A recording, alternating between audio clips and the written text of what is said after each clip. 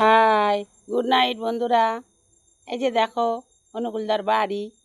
এই যে লাল ফুল, হলুদ ফুল, গোলাপি ফুল, লাল লাইট, নীল লাইট, সবুজ লাইট, এগুলা হচ্ছে ওর নীলা কীর্তন। ওই লোকের কীর্তন শুনতে পারে না, কিন্তু হলো ফুলের কীর্তন শুনতে পারে। এই যে ওর হলুদ হলুদ গাছ, এই যে গাছ নিয়েই বেঁচে থাকে। বল তো, হলুদে গাছের পাতা হলুদ হয় কি কারণে? অ্যান্সার দে, দে অ্যান্সার দে। হ্যাঁ, তুমি না বাইরে থাকো, আবার মুখে বলো বগুড়া ভাষা। বলো, কই পারলে? গাছের রৌদ্রের তাপ যখন কম হয় তখন গাছের রং তিঙ্গল বর্ণ ধারণ করে, তার মানে হলুদ।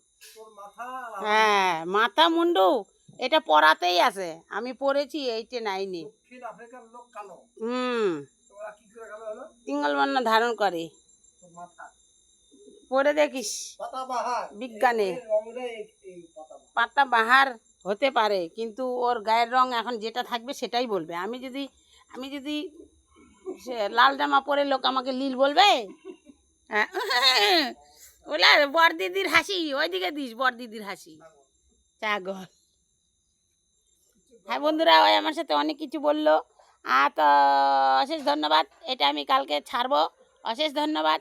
সকালের সুপ্রভাতে আমি এই ফটোটা ছাড়বো। হ্যাঁ, খাইছি এবার।